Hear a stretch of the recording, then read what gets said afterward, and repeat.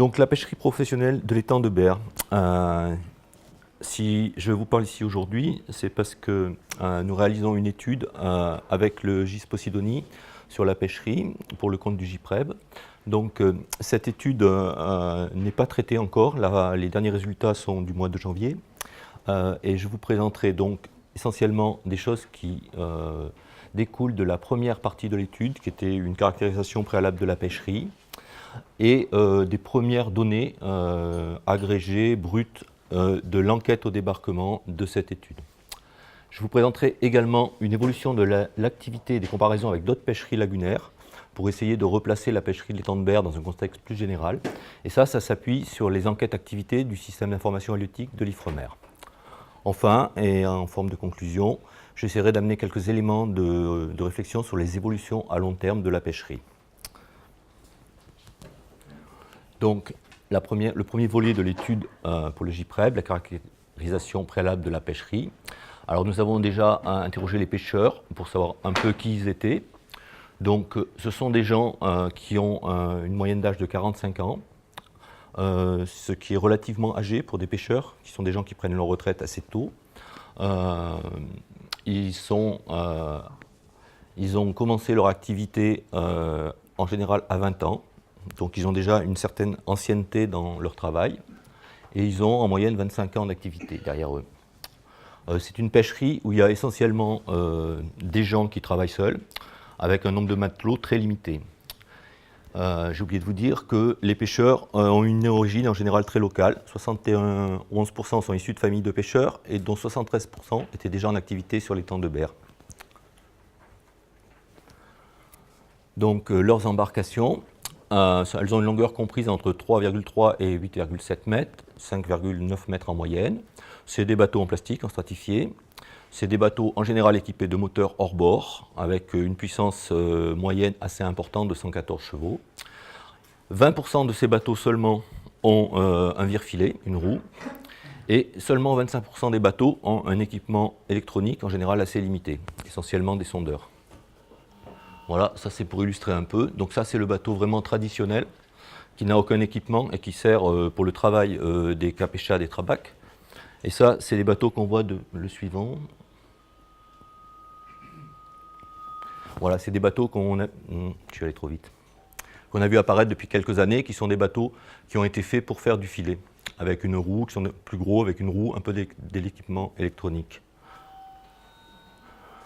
Donc, ce qui découle de la pêcherie de Berre, c'est une pêche locale qui cible principalement l'anguille au trabac, c'est vraiment leur fonds de commerce historique, et des muches, des dorades et des loups au filet. On a aussi une exploitation de ces mêmes espèces par des bateaux qui viennent des ports à la mer à proximité, et une exploitation du essaim de moule à la drague et en plongée. Donc ça c'est les trabacs, ça c'est ceux qui sont utilisés en été plutôt dans le nord de l'étang, pour pêcher les anguilles vertes essentiellement. Donc au centre, vous avez la paradière qui dirige le poisson vers les tours et les trois amphiles verveux en halieutique de chaque côté.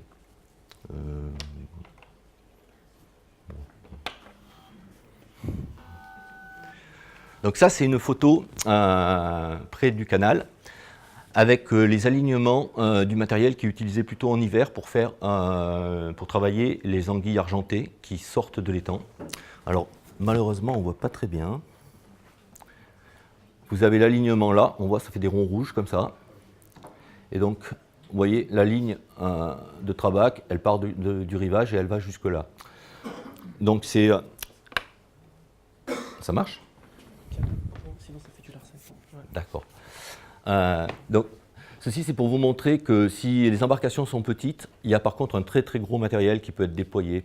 C'est vraiment une pêcherie en place avec de l'équipement et un effort de pêche qui peut être très intense. Voilà, en plus gros, un gros plan sur les filets.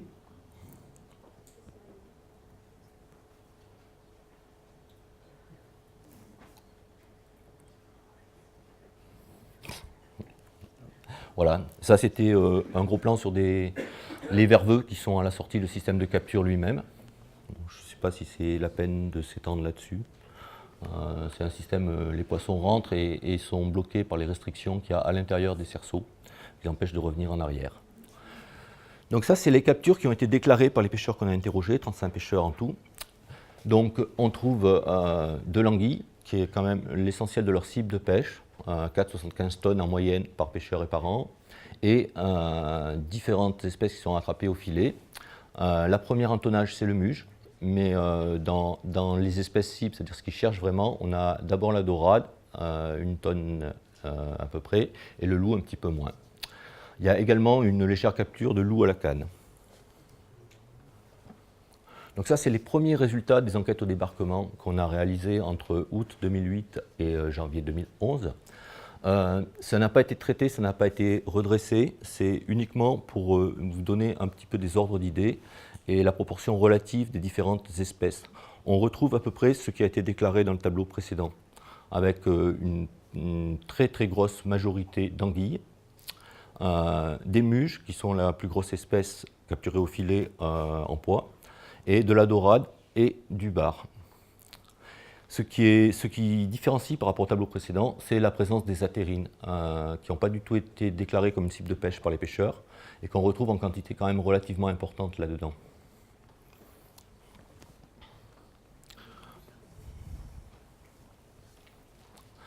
Donc maintenant, je vais passer aux enquêtes activités du système d'information halieutique de l'Ifremer.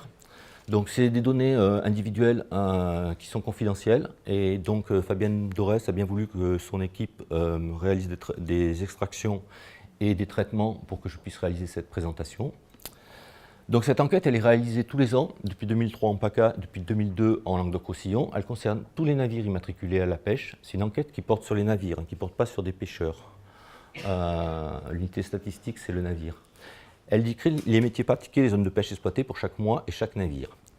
Elle peut être réalisée directement auprès des patrons ou en recoupant tout type de documents, ou ce qui se passe souvent quand on n'arrive pas à avoir la totalité des informations, en interrogeant des personnes supposées être informées, en général les prud'hommes, les représentants des comités. Alors ce qui est considéré comme un métier, c'est l'association d'un engin de pêche d'une espèce cible. Alors les exemples, c'est filet maillant, à dorade royale ou trabac anguille. Alors ce qui est important de conserver à l'esprit, c'est qu'un métier est transcrit dans l'enquête à partir du moment où il est pratiqué 2 jours dans un mois donné. Donc c'est vraiment des choses qui sont qualitatives à la base. Ça ne représente pas forcément l'intensité de l'effort de pêche. Donc ça, c'est le nombre total de navires qui ont eu une activité de pêche dans les temps de berre, à partir du début des enquêtes activités et jusqu'en 2009, qui est la dernière enquête disponible. Alors on s'aperçoit qu'il y a une petite diminution jusqu'en 2005 et puis une certaine augmentation. Alors en haut, il y a tous les métiers pratiqués, et sur le graphe d'en bas, on a enlevé les activités qui visent les moules et les activités du câlin, le filet soulevé qui se trouve dans le canal de Caronte et qui rentre mal dans le cadre des enquêtes activités parce qu'il est pratiqué par plusieurs patrons pêcheurs. Donc selon comment a été fait l'enquête, il correspond à plusieurs bateaux. Donc à plusieurs, il augmente les chiffres ou pas. Donc ça donne une image qui est la même jusqu'en 2005 et qui est après beaucoup plus lissée avec moins de variations. Donc le nombre de pêcheurs ces dernières années, le nombre de navires ayant intervenu sur les temps est de l'ordre de 50. Bon, ça j'avais un peu hésité à vous l'infliger. C'est la totalité des métiers tels qu'ils ressortent des enquêtes pratiquées dans berre. Donc ce qui s'appelle FICAG et FICDP, c'est les trabacs anguilles. SB, c'est du filet des scènes de plage. Après GNS, c'est du filet maillant calé à différentes espèces, muges, divers poissons, bar, dorade, encore dorade. Oui, il y a un code spécifique qui désigne les dorades royales et un autre qui désigne l'ensemble des dorades, des sparidés. Voilà, après on a du filet tournant, les GNC, et un peu de trémaille, et après les métiers d'hameçon, tout ce qui est LH, LH et LL. Et le filet soulevé, les câlins. Donc ce qui est important de voir, c'est que... Je accélère. Ce qui est important de voir, c'est que l'activité de trabac est très constante et que les activités de filet sont quand même très pratiquées. le reste étant beaucoup moins important. Donc la même chose sur une période plus courte. Il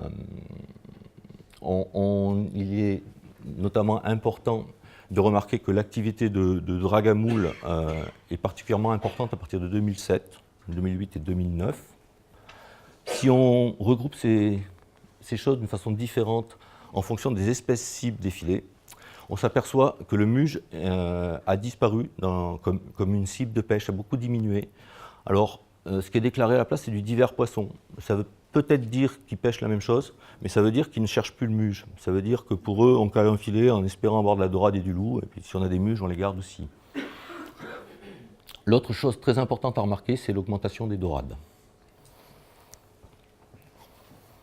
Voilà, ça c'est des comparaisons sur le nombre de pêcheurs actifs sur les différentes zones lagunaires. Donc c'est tout bateau confondu, hein. On est à 60 à Berre, 155 à Thau et 30 et 31 sur les étangs de Leucate et de Palavas.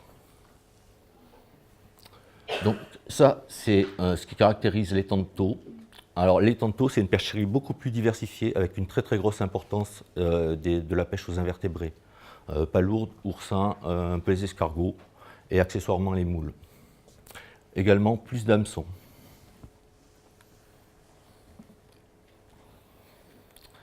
Ça, c'est les étangs palavasiens et l'étang de Leucate.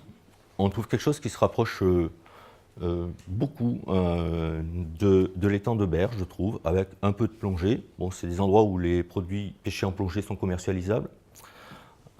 Si on s'intéresse aux cibles, on a peut-être un peu moins de dorade que dans l'étang de Berre. Voilà, ceci posé, comment pourrait évoluer cette pêcherie?